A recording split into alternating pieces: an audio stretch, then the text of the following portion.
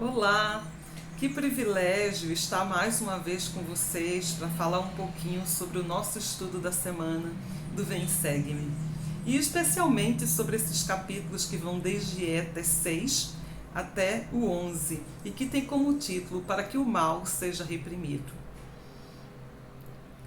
E esses capítulos são muito significativos e nós podemos aprender muitas coisas com eles. O capítulo 6, ele é impressionante.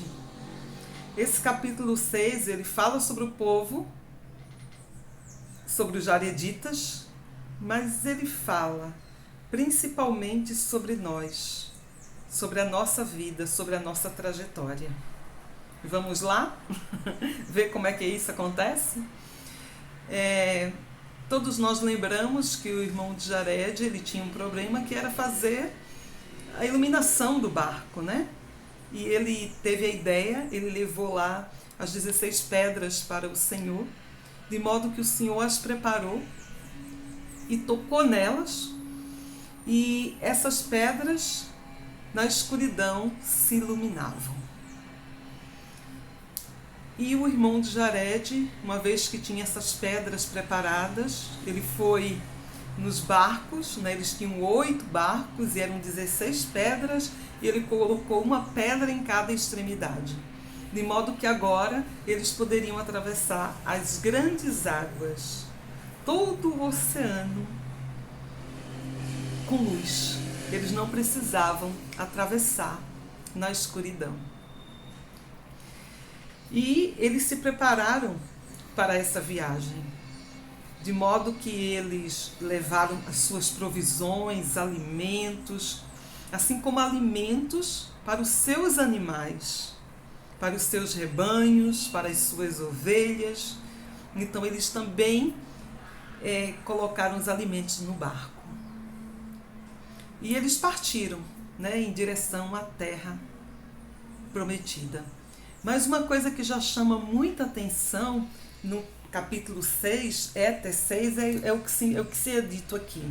E aconteceu que depois de terem feito todas essas coisas, embarcaram em seus navios ou barcos e lançaram-se ao mar, confiando-se ao Senhor seu Deus. Então olha só, confiando-se ao Senhor seu Deus. Ou seja, eles sabiam que as suas vidas estavam na mão de Deus. Então, nós podemos pensar, fazer uma analogia ou uma representação com a nossa própria vida na Terra, com a nossa experiência mortal. Nós sabemos que nós também dependemos do Senhor, que estamos nas mãos dele. E sabemos da importância de confiar no Senhor e nos confiar ao Senhor. E nesses mares revoltos, né, nós vamos precisar da direção do nosso Pai Celestial. Sobre esses barcos, a gente não tem uma descrição detalhada. Não é mencionado, por exemplo, que eles tinham mastro, que eles tinham leme, ou que esses barcos tinham alguma bússola ou alguma direção. O que nós sabemos é que o Senhor os conduziria à terra prometida. Também vale lembrar essa época, né, de que os mares ainda eram um grande mistério. Então, não era uma aventura, não era algo que fosse, vamos dizer assim, fácil. Eles estavam ali cumprindo uma determinação do Senhor, que os orientou e disse, né, que eles deveriam ir para a terra prometida. E ao cumprir essa determinação, eles tinham colocado a sua confiança, as suas vidas nas mãos do Senhor. E aqui, quando nós lemos no Éter 6:5, e aconteceu que o Senhor Deus fez com que soprasse um vento furioso sobre a face das águas, em direção à terra prometida. E assim foram eles impelidos pelo vento sobre as ondas do mar. E aconteceu que foram muitas vezes submersos nas profundezas do mar, em virtude de ondas gigantescas que se quebravam sobre eles, e também das grandes e terríveis tempestades causadas pela fúria do vento. Então olha só, o Senhor os guiava. O Senhor era essa força que os impulsionava à terra prometida e que mandava os seus ventos furiosos, de modo que a direção do barco continuasse a ser a terra prometida. Mas nem por isso significava que seria uma viagem fácil. Seria uma viagem onde muitas vezes eles foram submergidos nas profundezas. Muitas vezes eles foram tragados. A nossa vida terrena, ela é repleta de experiências, de situações. Todos nós enfrentamos aqui a oposição, a adversidade, muitas vezes as dores de um corpo físico, de um corpo mortal. Lidamos com a morte, com as enfermidades, com as tristezas. E nós viemos a esse mundo para progredir. O Senhor os poderia ter levado à terra da prometida, a terra prometida em águas mansas e com ventos menos furiosos? Sim. Mas não era o objetivo dele. Não era o objetivo. Né? Aquele povo sabia que estava confiando as suas vidas ao Senhor, que estava em suas mãos e que existia um Deus que os guiava. E essa experiência não tinha preço. Aí nós vemos como essa experiência fez com que eles fossem extremamente gratos ao Senhor e cantavam louvores ao Senhor. Sim, o irmão de Jared cantava louvores ao Senhor, agradecia e glorificava o Senhor o dia todo. E quando chegava a noite, não cessavam de louvar ao Senhor. E assim foram impelidos para a frente, e nenhum monstro do mar pôde despedaçá-los, e nenhuma baleia pôde causar-lhe dano, e tinham luz continuamente, estivessem em cima ou embaixo d'água. Então nós vemos como o Senhor deu a proteção sobre aquele povo que louvava, que agradecia e que colocou as suas vidas nas mãos do Senhor. A nossa vida não é diferente. Nós vamos ter muitas dificuldades. Vão ter situações na nossa vida que a gente vai dobrar o seu joelho e clamar, e muitas vezes a gente vai sentir, poxa vida, porque não está vindo essa resposta rapidamente. O Senhor sabe todas as coisas. E muitas vezes Ele só quer testar a nossa fidelidade, porque a nossa vida é um campo de provas. Nós viemos exatamente aqui para enfrentar esse mar profundo, para enfrentar esses ventos furiosos e para mostrarmos que nós somos capazes de passar pelas turbulências da vida com um coração agradecido. Eu lembro sempre de uma frase, né, que foi citada pelo presidente Kimball, que dizia que a nossa vida ela é muito semelhante a uma viagem de trem nos velhos tempos. A gente vai ter poeira, fumaça, solavancos, e aí ele enumera uma lista de coisas aí, de contratempos numa jornada, numa viagem de trem velho. Mas ele fala que o truque, irmãos e irmãs, irmãos e irmãs, é saber agradecer pela jornada. Esse é o truque. Escutamos o nosso profeta ontem, que possamos ser gratos, ter um coração agradecido. E foi exatamente isso que aquele povo fez. Quando depois de quase um ano, né, que as escrituras dizem aqui, 344 dias, quando eles finalmente pisaram em terra firme, eles se humilharam e eles agradeceram ao Senhor. Então que possamos levar a nossa vida com um coração grato. As tempestades, os mares, os ventos furiosos, eles virão para todos nós. A diferença está em como nós encaramos esses desafios. E às vezes os desafios podem ser pequenos, às vezes podem ser grandes, mas precisamos confiar no Senhor e lembrar que teremos a proteção divina dele. Está se aproximando o Natal, né? E essa é uma época maravilhosa.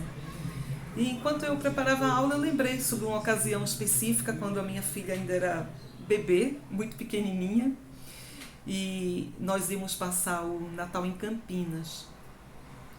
E nessa ocasião, nós saímos de casa já tarde, já era quase meio-dia, véspera de Natal, e nós íamos dar carona a uma pessoa. E quando eu olhei, eu vi que o carro, a gasolina estava na reserva. E eu falei na época para o meu marido, né, não é melhor abastecer antes? Ele fez, não, eu conheço o carro, vamos pegar, né, a pessoa que a gente precisava e depois no caminho eu coloco gasolina. E nós fomos. E quando chegamos no Rodoanel, para quem conhece São Paulo, aquela rodovia imensa, né, que quase não tem acostamento, muitas vezes tem curvas e os carros vão a toda velocidade, de repente o carro para, acabou a gasolina. E era um sol de rachar, pleno meu dia, eu com um bebê, desci do carro, porque era arriscado ficar dentro do carro, né, numa rodovia movimentada e quase sem acostamento. E fiquei ali pensando, né, o que é que nós vamos fazer? Não tinha muito o que fazer, a não ser orar ao Senhor, porque véspera de Natal está todo mundo correndo, com compras, viagens, e é difícil alguém que olhe do lado.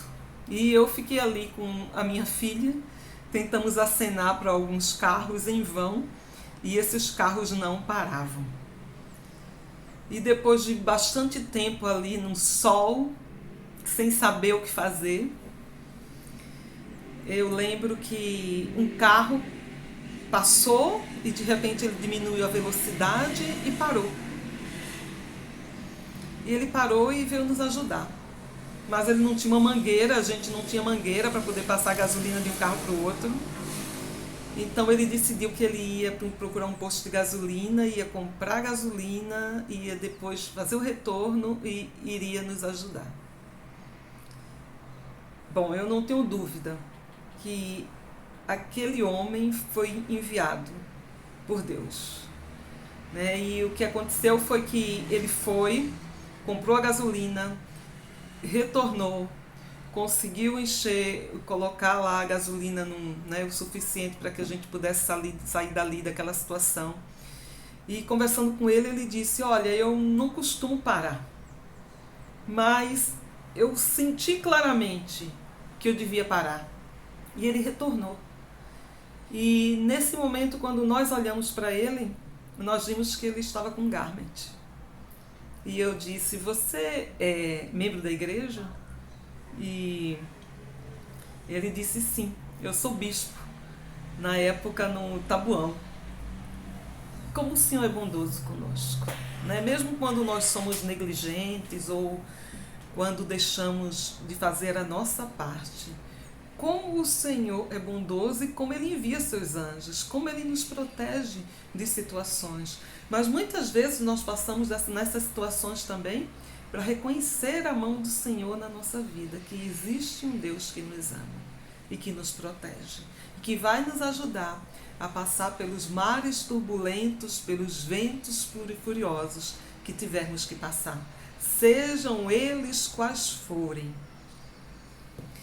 E eles chegaram na Terra Prometida, eles estavam agradecidos e eles aprenderam a ser humildes e eles foram ensinados do alto, de modo que eles progrediram, que eles prosperaram. Mas, passado algum tempo, Jared e o seu irmão já estavam velhos e eles sabiam, né, que sua missão na Terra já estava acabando, seu tempo estava acabando. Então, eles reuniram o povo, né, e perguntaram o que o povo desejava deles. E o povo disse que queria um rei. Então eles não acharam que era uma boa ideia. Inclusive o irmão de Jared preveniu, né, que o rei podia tirar a liberdade, levar ao cativeiro, se esse rei não fosse justo. Mas eles insistiram mesmo assim. E nenhum, né, dos filhos do irmão de Jared queria ser rei. Ao final, um deles aceitou ser o rei, que foi Uria. Né? E felizmente ele foi um homem justo e por 2 gerações ele reinou aí, de modo que o povo prosperou e guardou os mandamentos do Senhor. Mas um rei ele não dura para sempre, né? E aí vem as substituições aí. E a gente vê que houve muitas substituições nos reinados. Depois de Uria, o seu filho Quibe reinou, né? Mas o Quibe ele foi levado cativo pelo próprio filho, Coriô. Então imagina isso. Depois veio Suli, que acabou libertando o pai do cativeiro, que era irmão de Coriô, tentando restituir o trono. E aí o que a gente consegue ver? Uma sucessão de histórias, de reinados, onde quando o rei é justo, o povo prospera, o povo é fiel, guarda os mandamentos. A importância de você ter bons líderes à frente de um povo. Mas quando esse rei ele tem os olhos fitos apenas nas coisas do mundo e ele comete iniquidades, ele não se preocupa em guardar os mandamentos, como esse povo se torna orgulhoso, egoísta, pecador, e de como eles declinam. E isso a gente vai ver na nação jaredita com muita clareza. Esse sobe e desce, esses altos e baixos, não diferente da civilização nefita, né, e lamanita. E não diferente de qualquer outro povo. Quando nós temos líderes justos que governam, o povo, né, prospera. Quando nós temos corrupção, né, nós temos líderes iníquos, o povo também vai abaixo. Então, é muito interessante porque se trata da nossa história também. Né? É uma história que vai relembrar todas as épocas do povo, quando eles foram orgulhosos, se esqueceram do Senhor, eles deixaram de ser abençoados. Nesse período aí começou a aparecer as combinações secretas. E para que aconteça uma combinação secreta, basta 2 pessoas planejando o mal secretamente. E a gente vai ver exatamente isso. Jared com a filha dele, quando ela planeja dançar para Aquis, né? E ela sabia o poder de sedução, a beleza que ela possuía, e quando ele a pedisse em casamento, o pai dissesse que queria a cabeça do rei. A cabeça do rei, que era o próprio pai dele.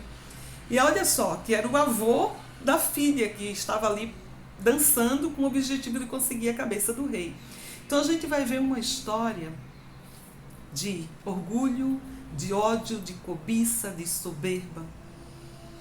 Então nós precisamos ter muito cuidado, né? Muito cuidado com as nossas ações, com os nossos desejos, né? E com a liderança que a gente elege para que possa nos governar.